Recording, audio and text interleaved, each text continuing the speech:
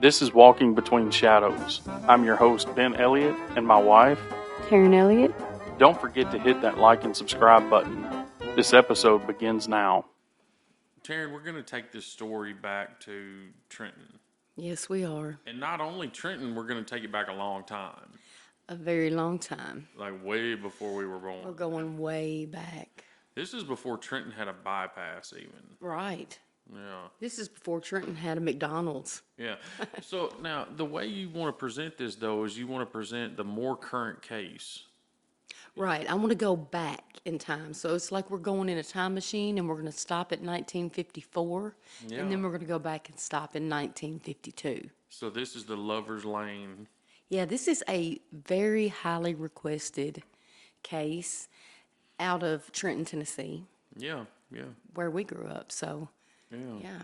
So we've had several people request it, and we definitely appreciate that. We want to say on the front end, please join in to the conversation. When you see this episode up, don't hesitate to make a comment, and especially those of you who requested this. Yes, and I want to especially thank Denise and Becky for this because Denise did all the research on this and sent me so much information on these two cases. Yeah, so big shout out to Denise. Yes, thank you very, very much. You did a great job. Should do this for a living, girl. Right on. For real. Right on.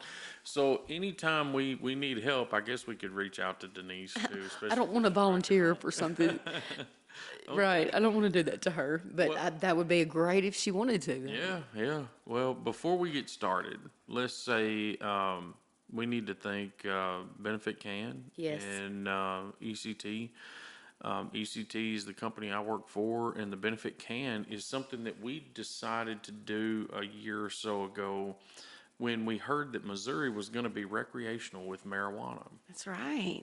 Yeah, so we already had at ECT the Benefit Bucket, which was a grow your own food at home kit. So in other words, it was a bucket that came with the fertilizer and seed that you needed to start your own garden at home, grow your own food. And that was during COVID, and that was kind of our goal.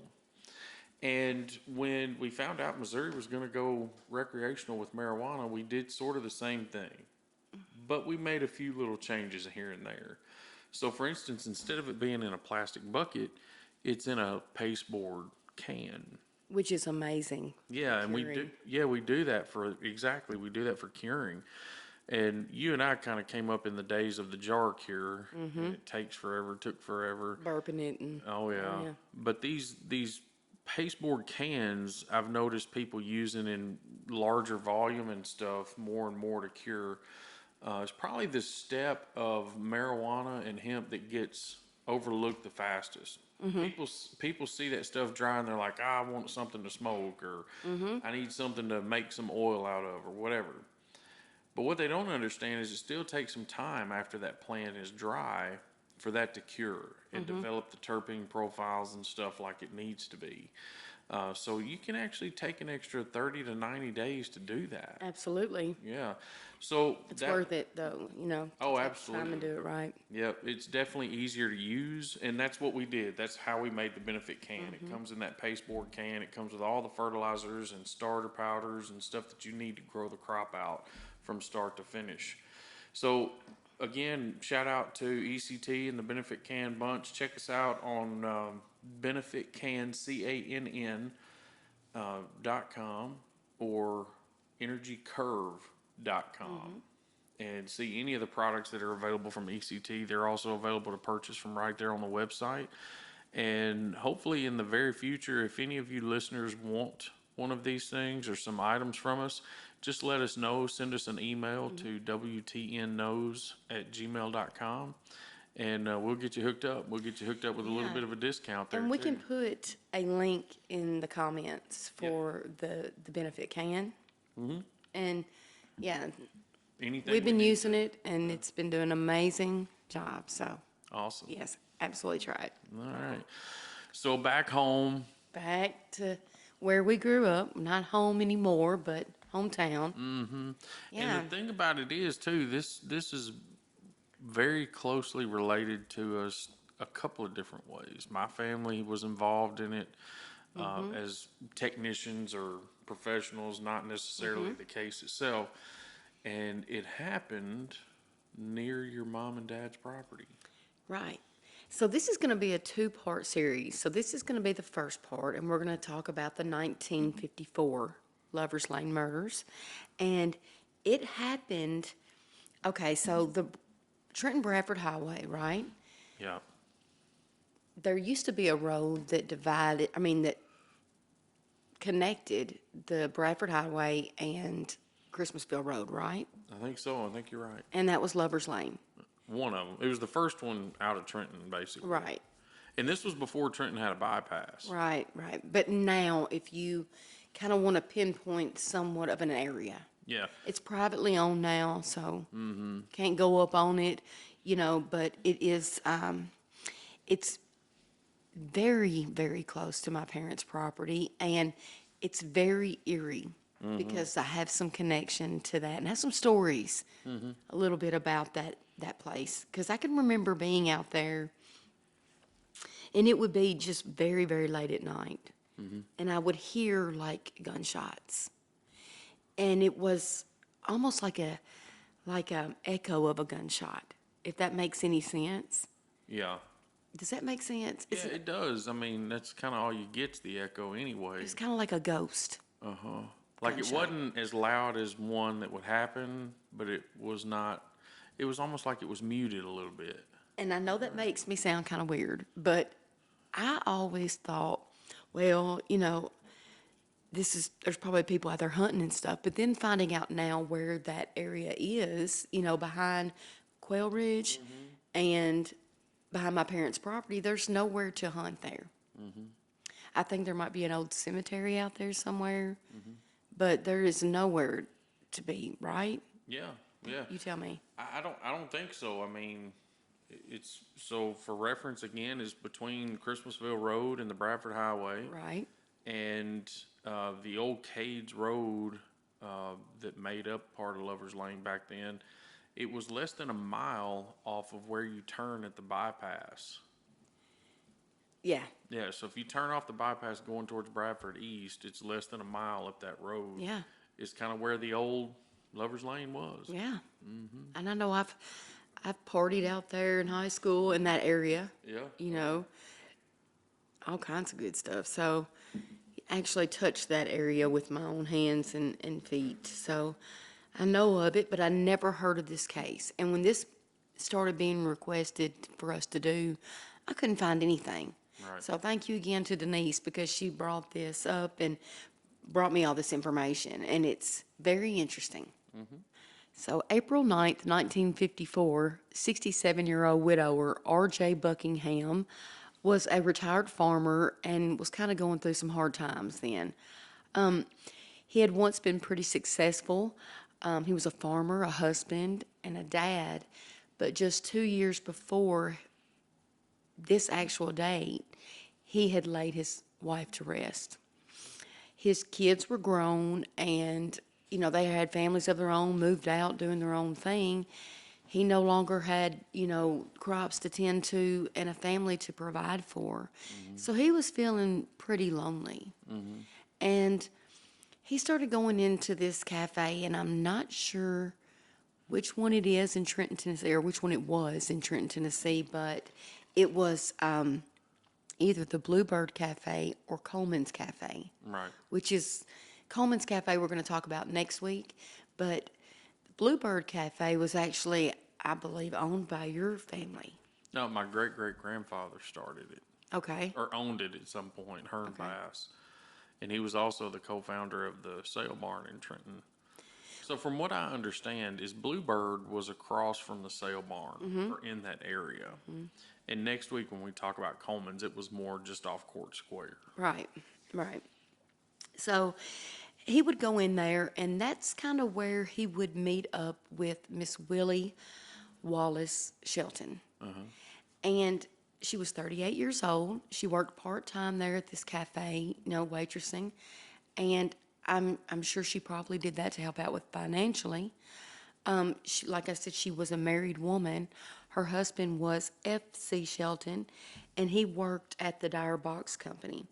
She had 3 children and 2 small children still at home, and their ages were 10 and 7 when all this happened.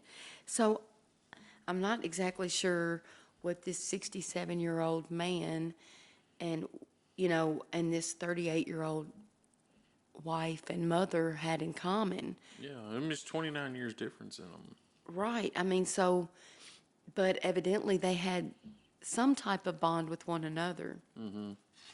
And on April the 9th of 1954, they went out to Lover's Lane.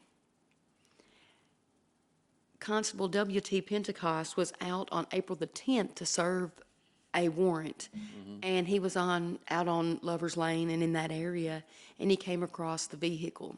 Yeah. So he comes up on this vehicle and he sees 2 people in the vehicle, and he sees a gun in between them. So he goes and he gets the gun out of the vehicle, out of Miss Shelton's vehicle, and he takes it back to the sheriff's department where Doc Garrison was at, and he was the sheriff at the time. And he and Doc Garrison go back to the crime scene and to the vehicle. They thought, well, Pentecost thought that this was 2 drunks out there passed out in the Passed vehicle. out, yeah. But he had taken a .22 back into the sheriff's department with him. So I guess at this time, Doc Garrison's just kind of going off word of mouth. I mean, what he heard. Well, I mean, he shows up with a .22 rifle and says, I took this out of a car. 2 drunks passed out there on Lover's Lane. Lover's Lane, yeah. But, how did he not notice the other circumstances? Like, was there not any blood? And I don't Well, know it was much. a .22, Okay. right? And Right. so .22s can penetrate pretty easily, but they don't always exit. So they're not a messy round to use. They don't blow stuff apart and always. Right. Now there are forms and versions that can, but in this case, just a regular .22 rifle. I mean, Yeah, if you it's think not gonna about do it, a lot walking of- up and seeing 2 people, I mean, if there was no blood, maybe he did. But he got it in the vehicle and got it out. Yeah. So R.J. Buckingham was in the right front passenger seat, and his head was rested against the doorpost. He had a bullet in his right temple. The .22 rifle was said to be resting in between, with the butt on the floor in between the 2 bodies. Mr. Buckingham's right hand was lying across his body and said to be touching the gun, which is another thing. If you remove the gun, how do you know his hand was touching the gun? And better yet, how did you not wake him up? And it was in his right temple, so he was the passenger. Yeah, so it was facing out of the car. The entry wound was facing out of the car. Because he was leaned up to the doorpost. So that would have been the doorpost here. Yeah. He'd been shot here. Yeah. So I guess he would have had to put the gun on the floor, and he's in one of these bench seats, and put his head down this way and Yeah. back. I mean, maybe. Maybe. Yeah, it's a pretty long gun, right? Not particularly. Hard to use in the front seat of a vehicle. Again, with like a bench seat and an open floorboard, like no console in the way, it probably wouldn't have been that difficult. Yeah. Right. I mean, like Kurt Cobain used something longer than that. Yeah, so I just, again, go back to if, Mr. Pentecost took that gun and Buckingham's hand was laying on it. Did they not use fingerprints then either? Did they not do that in 54? Yeah. Yeah. So he just opened the car door and saw 2 people. This is weird. It's weird. Okay, so Miss Shelton was found in the front driver's seat of her vehicle, which they were both in her vehicle, and there was a small bullet hole in her right temple, right behind her right eye, but her glasses were still intact, clothes were still intact. She was, I guess, when I come up, he said she looked like she was just passed out asleep. Yeah. So there was no struggle, there was no signs or evidence of a struggle. According to Coroner R.O. Pipus, who was able to spend some time out there with with the bodies and the crime scene and kind of set up his and assess what he thought happened out there. Yeah. So, but once this got out in Trenton, this was a huge deal because of the location, Lover's Lane. 2 years before that, I think it was like 27 months before these two were found out there, Robert Hayes Phelan and his mistress, Kathleen McCage, were found in the exact same spot. Yeah. I mean, Sheriff Doc Garrison said you couldn't have gotten closer with a tape measure. That's Yeah. how close it was. So, what was up with this place? Was this cursed? I mean, was this some kind of deranged serial killer that was out and about doing this to people that were carrying out these nighttime affairs? Because there was there was a lot of killings that were copycat killings to these lovers lanes, murders. Yeah. So And you said they happened at the same time within the window of these. within 52 and 54 in, I believe, 8 different states. And I'm going to put some of the newspaper clippings that was sent to us about that too. Yeah. So this kind of brought in TBI, and they're wanting to know what's going on. Yeah. Or was it Miss Shelton's husband? Yeah. He was taken into custody. Mr. F.C. Shelton was taken into custody, and he gave an alibi. It checked out. It was confirmed, and he was cleared pretty quickly. A witness, R.J. Buckingham's neighbor, who was by the name of Mrs. Jim Brewer, also came forth and stated that she loaned her .22 rifle to Mr. Buckingham that day on April the 9th. He said he was going to do some squirrel hunting. So that pretty much led to our investigators to believe that this was pretty much confirmation. This was a murder-suicide at this time. Yeah. So 2 days later, R.O. Pybus, the coroner, goes in front of a secret grand jury, and they come to the conclusion and rule this a murder-suicide. But now, was any other investigative agency brought into it? So 1 month later, TBI came in, and they, they're very interested because, hey, we were just here 2 years ago. Actually, we were in this spot 2 same years ago. spot, yeah. We were unable to solve that. And this is the one we're covering next week. So they're really wanting to know what's going on. They kind of ruled half and half. It was like some of the TBI believed that there was way more to it, and that it would have been very hard for him to have used that gun in the front seat. But half of them believed that this was a pact that was made between the two. Yeah. Murder-suicide. And so it's kind of sad, and it's kind of an oppressed area, So the later case was ruled by all the authorities a murder-suicide, and I think Earl Pybus became the longtime investigator for the district attorney's office in Trenton.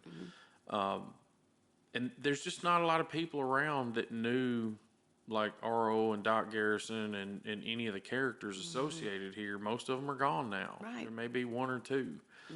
And, but the next episode of this is going to contain the juice. This is going to be one that people go, Yes. something weird's going on there. And it's going to involve people that you don't expect. Right. It is. I mean, it's prominent families, and there's money, and there's, there's Business and all kinds of stuff involved. all kinds of business and infidelity and good, juicy things that go along with all this stuff. So tune in next week for the juice, because that's going to be how we sum all this up and kind of give the full picture of Lover's Lane in Trenton, Tennessee. That's right. Yeah, so tune in next week. And while you're watching, don't forget to hit like and subscribe. And again, get involved, get in the conversation, leave us comments. Please do. We always like to see how people feel about it and what they think. Yeah. It's been a long time since, this has happened. So if anybody's got any extra information or if we need to correct anything. That's why I like doing this in two parts because Yeah. it gives us time to correct things and people to come forth and give us maybe a little more information. Yep. So it's spooky seasons too. So that's going to be, Are we gonna have some special episodes? well, I think that like people might like to ride out to that area. They always have liked to go out to like, Well, like Widow's Pass and Lover's Lane, of course. right, and to Sleepy Hollow. Sleepy Hollow, yep. And out where I grew up, we had Shivers Hill. Yeah. Which it's gone. It's not there anymore. So yeah, we're just kind of bringing in some fun times. People like to get the shit scared out of them. You know, we talked about this last year about doing things like the Grave of the Eyes and the Dollhouse and stuff We like went that. to the Bell Witch Cave. Yep. So yeah, that was a good time. Yeah, Yeah. So that's another one. You guys ought to check out the Bell Witch Cave. It's And beautiful up It's there. up near Nashville, Tennessee. I can't remember the name of that community. Adams, wasn't it? Yeah, Adams, Tennessee. right. That's right, Adams, Tennessee. And that was the weekend we went to watch Elton John. That's right. Yeah. So again, we can throw a shout out there to Jay's place on Yes. Music Row. That's where we stayed. So I encourage anybody to check that out because that was a really good, really fun place. Absolutely was. I love that place. But thank you, everybody. And again, tune in next week for the juice. Yes. See y'all next time. See you next week.